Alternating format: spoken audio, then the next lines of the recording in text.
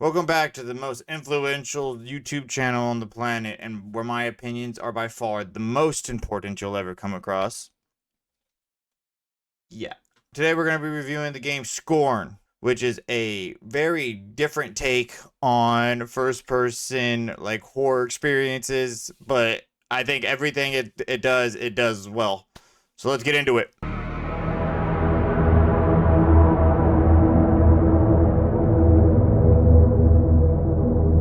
So just imagine waking up in a place with no skin, built entirely out of bone and machinery intertwined with itself. The game doesn't bother to tell you who you are, where you are, what the hell is going on, or how you got there. It just hands you these living tools and basically goes, figure this shit out or die. That, in a nutshell, is what the game Scorn is all about. It is a first-person horror adventure from EBB Software and published by Kepler Interactive. It was originally released on October 14th, 2022 on PC and Xbox. And then luckily for us Sony supporters, it was later brought over to the PS5 on October 3rd of 2023 with a DualSense haptic and adaptive triggers, so you can literally feel the disgusting little coughs your meat gun makes. I unfortunately haven't been able to play it with the controller. I played it on mouse and keyboard, but I don't think that detracted too much from the game itself. In the game, there's basically no HUD, barely any text, and there's zero hand-holding when it comes to this game. It drops you directly into the middle of all the action and expects you to learn the logic of the place by bleeding in it. It's really one of those things where the developers and creators really did a great job of making everything feel alive and unique. And as I said, when it comes to the story, you wake up as a fragile, skinless humanoid thing in the middle of a room that feels both ancient but still pulsing with life. There's no opening cutscene explaining who you are. You just push forward, pulling levers that look like veins and opening doors that look like sternums. Early on in the game, as you start adventuring, we end up bonded to a parasite, which is basically a biomech barnacle that digs into our torso and starts feeding off of us. From there, it's a slow, grim march through interconnected facilities, harvesting halls, elevators, and temple-ish structures where the architecture gets way more birth canal than hallway, and really feels like you're trying to work your way out of a place you don't want to be. The final act aims us at a gateway. Think like the gates of heaven or Yonic portal. And the meaning of it and what it stands for is something people love to argue about. The question becomes, are you escaping, transforming, or just feeding the machine like everything else and everyone else around you? And as you go through everything, you're kind of left with this question in your head, like, what if the win state in this world is actually a bad idea and we're contributing to something that's not great? Now, the gameplay itself isn't just a run and gun shooter. It's more of a puzzle heavy horror adventure with some combat intertwined. You move slow, you're fragile, and ammo is very scarce, which means you have to be very just selective on how you choose to use it. A wild bit in the game, and something that I think is really sets it apart from a lot of other places besides just the environment itself, is your gun. It's a modular bio tool where you swap living mechanisms onto the same singular grip. A short range pistol, a sad little pistol, a meat shotgun, and a launcher. Every piece looks grown, not built, and the game forces you to treat ammo like an IV drip.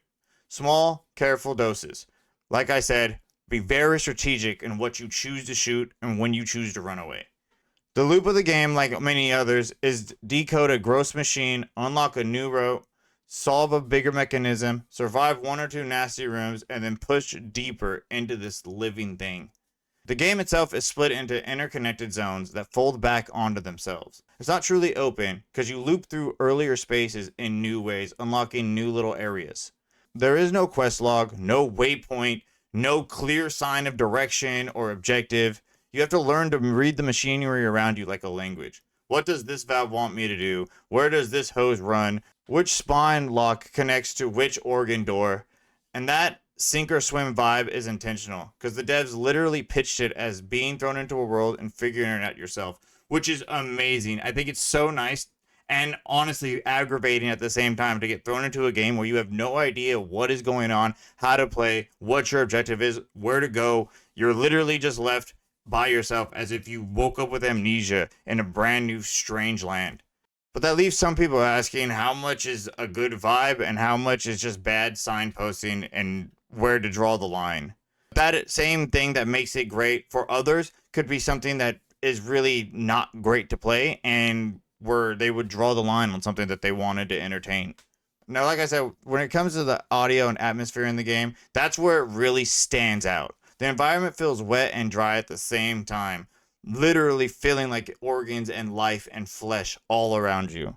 There's calcified bone plates over raw tissue, machines that breathe, cords that look like umbilicals. Lighting is low and dirty, and the camera's so close that claustrophobia does most of the scaring for you. The soundtrack and sound design do a ton of work in this one, and it leans more into drones and body horror textures than big boo stings. And it really does a great job at amplifying what's around you, what might be around every corner, and you can hear everything almost breathing. So earlier in the game, there is a sequence where you route a crane to drag a pod through a track system. It's nasty because the solution looks worse than the problem itself. Later, the parasite turns from annoying roommate that's just living on our body to we gotta talk and literally make sure that you know it's there. And it really becomes very apparent in a surgery scene near the end of the game that sets up the ending itself. And the approach to the final portal is just extremely uncomfortable, but extremely climactic. The environment's statue-like, ancient ruin, fleshy feel is terrific. And it feels like you're walking through a really unique, created living place. And it does a great job at making every new area that you do unlock feel fresh and feel really worth finding, right? Like you're really discovering something terrific. When it comes to the puzzles, they range from cleverly gross to, okay, come on, this is really getting a little aggravating type vibes. Like, I don't mind the logic as much as the readability. Sometimes you're not solving a puzzle as much as you're figuring out what's even interactable. You're just kind of clicking into stuff because you don't know what you're supposed to be doing. And like I said, this is where some of the divisiveness of the game comes from. A chunk of players think that puzzles are easy. Others bounce hard off the first hub and the crane section. Personally, the difficulty to me is fine. And once you figure it out, it kind of just gets a nice rhythm. Now, checkpoints do sometimes feel extremely spaced out, so a bad read costs extreme amount of time if you do die and have to go back to your last checkpoint. With a game like this, where you don't have anything clearly set in front of you, you do have a lot of moments where you are a little confused. If we are where we're supposed to be, if I backtracked the wrong way, if I'm literally going where I'm supposed to go, or if I made a wrong turn somewhere along the way. With all of this beauty around you and grotesque stuff that you're walking through, combat is minimal by design. Enemies are gross little gremlins, but there are bigger meat lump shooters that you have to come across. It's not a power fantasy, it's a resource triage. You can choose to run, or you can burn your ammo and end up regretting it later. Healing's a station-based thing, so you literally plug in and top off. There is no HUD, like I said, which means your read on the danger around you is all based off the vibes and your character's posture. And again, this is all by design, so they really knocked it out the park with all of this. Another big split in the community itself is what the ending means and how it's interpreted by each player. You crawl towards what looks like salvation, rebirth, transcendence, whatever story you've built in your head throughout gameplay. But the parasite, the thing that's literally been holding us down, wins the tug of war ultimately. You basically get turned into a living statue, frozen in its awful half-merge, frozen in this awful state, so close to what we believe and what I thought was really salvation. Now, I don't think that if we ever really made it to the light that we would have made it to this great beyond or salvation. I think that the world itself is a closed reproductive loop where everything exists to feed the system. That we were never really going to escape. And that we were just raw material that had hope of becoming something more. It might be a little bleak, but I think that really feeds into the entire vibe and the entire thing that the game was going for.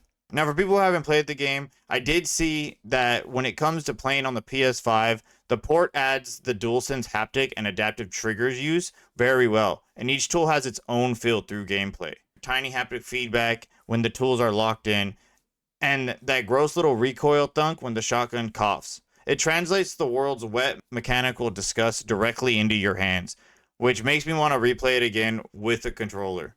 Now, really just to hone in and give great praise to the thing that makes this game terrific and made it something I needed to play was the art direction itself and how it's untouchable. The commitment to the biomech hellscape is insane, and the modular bioweapons are a killer idea, and it really makes it stand out on its own 2 feet. Even when the pistol feels sad and the no UI figure it out approach sells the immersion, when a puzzle finally clicks, you feel smart and you feel like it was really worth your time and you're accomplishing something. But to be completely transparent and to ensure that I'm addressing the things that I didn't like also, the readability is sometimes very aggravating. And it's actually a struggle figuring out where to go sometimes. Because, like I said, you end up in certain positions where you're just clicking into stuff, trying to figure out what exactly is usable or interactable. And half the time I was running into walls. This causes a lot of backtracking and stretches where you are more annoyed than scared. Movement does feel a little sluggish, and if you die after a long run between checkpoints, it's easy to go from tense to, okay, man, come on, I don't want to redo this shit. So to make some comparisons to other games to see if it's a game that is kind of for you, if you like Myst-style environmental logic but wish it was grosser, you're home with this one. People are saying if Soma's mood and world building worked for you, slow, oppressive, lore by osmosis, you'll vibe with this game also. But like I said, if you're experiencing a Doom Speed or Resident Evil inventory, Tetris gunplay type feel, then you're literally in the dark with this one. But I do think the game really needs to be seen just for the visuals itself. It's all inspired by H.R. Geiger's biomechanical style that he's famous for with fusing flesh and machine, and damn it if it isn't great to be able to live in a world surrounded by this stuff. All in all, I give the game about a 7.5 out of 10. It's literally an art that you get to play through. It's uncomfortable on purpose, gorgeous in a disgusting way, and way more about decoding a place than fighting in it. It's like walking through art, almost. When everything's on and you understand what you're doing, it's extremely unforgettable. When it's off and you're a little lost, you're literally just wandering in circles, wishing a valve would glow just a tiny bit to tell you what to interact with. If that trade-off does sound good, jump in the game and definitely go play it. If you hate being lost with no HUD breadcrumbing and no one talking to you or telling you which way to go, what chapter you're on, and leaving it all for you to decide, I wouldn't recommend this game for you. But I want to know what you guys think. What is your take on what the ending means? Were we ever going to reach salvation? Is this a game that you've played? Are you still looking at playing it and kind of on the fence? What's your take on the art or the environment itself? Is it too grotesque for you? Let me know in the comments below. Don't forget to like, comment, subscribe, share this video out there, ring that bell for notification, and I'll talk to you guys next time. Peace.